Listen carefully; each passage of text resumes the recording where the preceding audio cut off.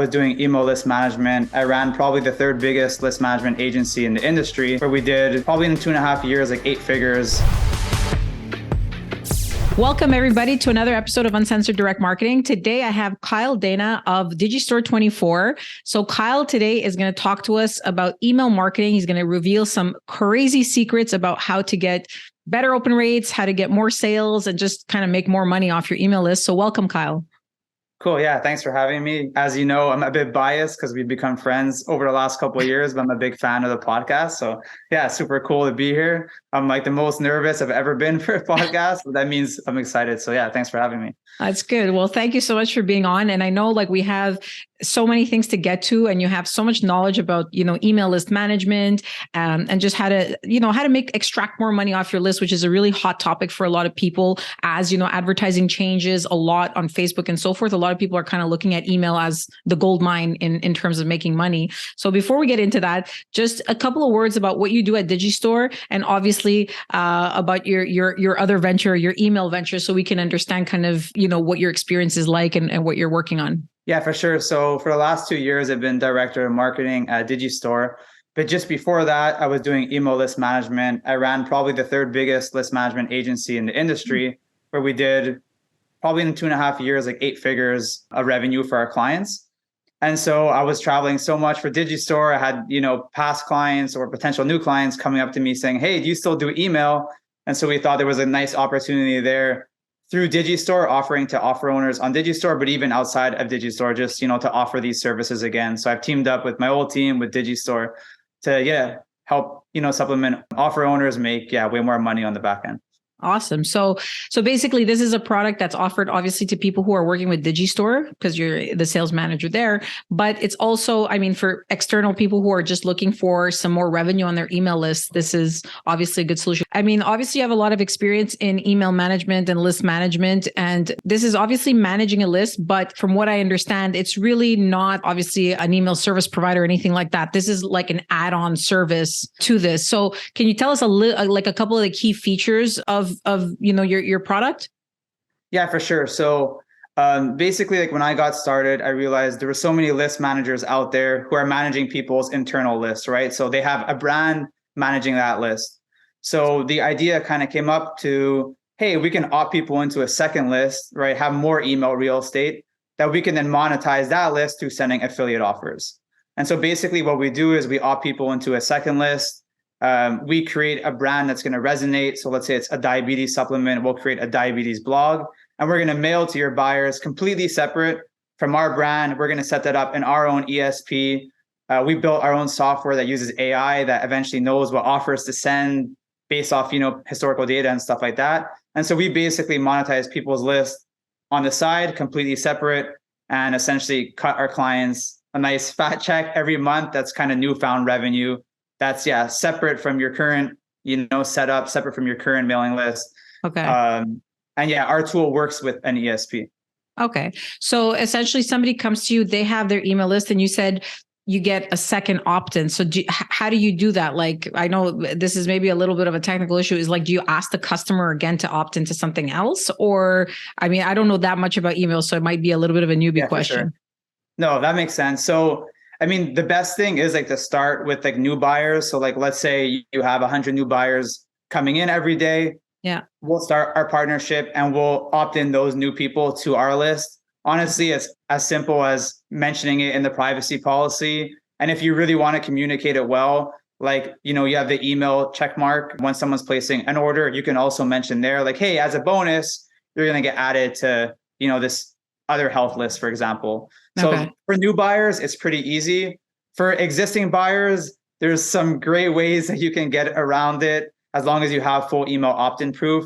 But honestly, now that email is becoming more tricky for existing buyers, I would create like a basic opt-in form. So let's say you're going to give away a free diabetes ebook or maybe a diabetes quiz. I would do it that way. Yeah. A lot of people, they just send their list over and, it's kind of great. But the best thing is I usually start with new buyers only. And that's as simple as privacy policy, some kind of fine text.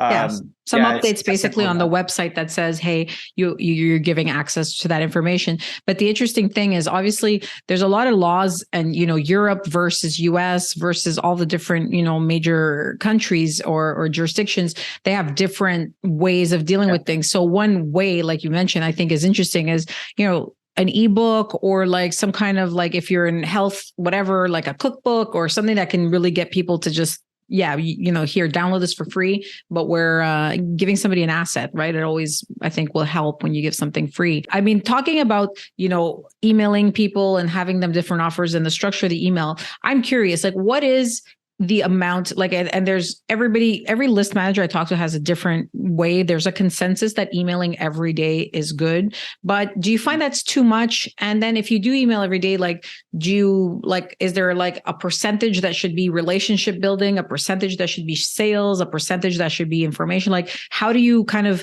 figure that out? And obviously you're an expert in health and wellness and beauty and all that kind of stuff, so let's kind of stick to that industry. Like how do you kind of manage the split there?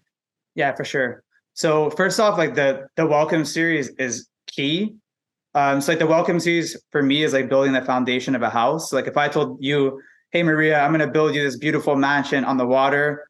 If I don't build a proper foundation, there's no house, right? And we could get into the welcome series after, but after the welcome series, we start with one email send every day. Okay. Eventually, we add a second send every day.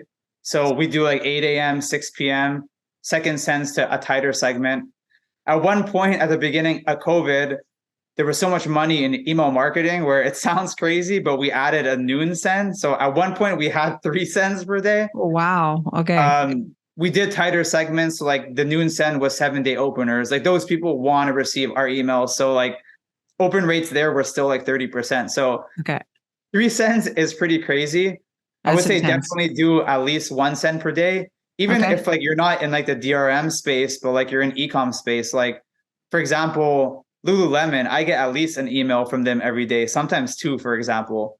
So I would say at least 1 cent every day. And it's kind of crazy, but there's so many buyers in our industry that are on other lists as well. So like, let's say I have a diabetes supplement list. They probably bought another affiliate offer out there, right? And so if you're not emailing them, someone else is going to email Somebody them. else So it's is grabbing, like if you don't show up, like someone else is going to show up. And so you're losing money on the table. So I would say at least once a day, but eventually like to like a tight segment, I would introduce a second send per day for So sure. let's say you have 25,000 people on your list, you email them once a day, but then the people who have better open rates, you email them maybe a second time during the day to try to, okay. And then when you say your welcome series, because you mentioned that you had a welcome series, how is there like a hard and fast rule how long it should be? And is it all like non-sales emails that you do for that welcome list? Yeah. So for this like specific opportunity where we opt people into the second list, I generally do 5 to 7 emails. If it's like a brand's welcome series, I've seen them as long as like 30 days. But for our specific opportunity, yeah, we do 5 to 7 emails. I do 0 selling for a few reasons. First off, like after the welcome series, you'll have like 345 days to sell to them. Yeah. So I don't need to sell at first.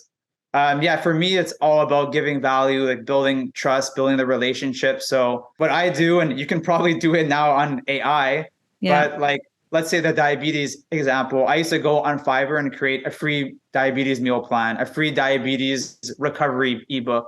And so first thing in the first email, I would say like, hey, Maria, welcome to our community. Congratulations on like starting your journey to become healthier, happier, all that kind of stuff. Yeah. To, expedite that process and help you even more, because I know fighting diabetes is really difficult task. Here's a free meal plan, for example. Okay. And, I would like, I always create a brand for every list I sign on. So for example, a diabetes brand in this example, I create a really amazing blog that looks super authoritative, looks really great. And so I'll create all this great content that is also value for, these subscribers, because maybe it's 5 amazing workouts for diabetics, or the 5 best foods that you should eat, or the 5 worst foods that you should avoid. And so it's kind of a mix of like blog content, some free gifts. You can have people reply to get the free gifts, then you're getting good deliverability there. Yeah. And one big thing is we use personas. So the emails don't come from the brand, it comes from a person at that brand. And that was a complete game changer.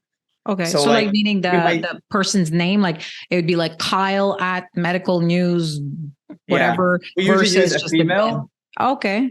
Yeah, a lot better, like is resonance a word? Like it resonates a lot better if it's from a female, except for, let's say, Men's Health List. They Okay. prefer like a Peter or a Tom. Yeah.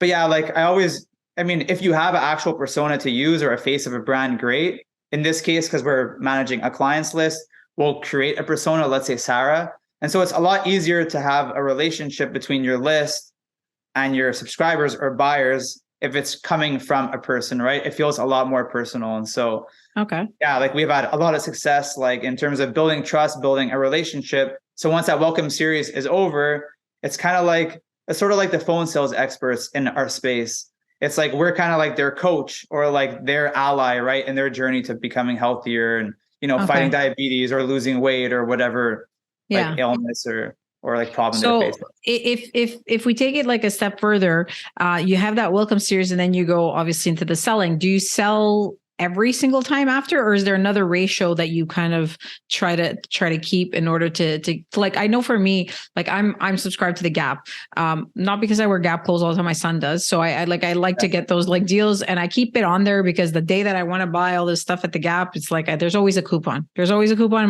my inbox. I just grab it and whatever. But it's like, that's the point of the Gap. So I get it. Like they're not trying to build like a super cozy relationship with me, but like in this type of case, when it's health and wellness, you're trying obviously to build a relationship with people to trust you because they might be ingesting a product or whatever. Hope you found today's session valuable. If you have any questions for me or just want to connect, please feel free to visit my website, mariasparagas.com. That's MariaSparagis.com. I'd love to hear what you're working on, so drop me a line on any hot button issues your business is experiencing. And remember, don't worry about failure. You only have to be right once.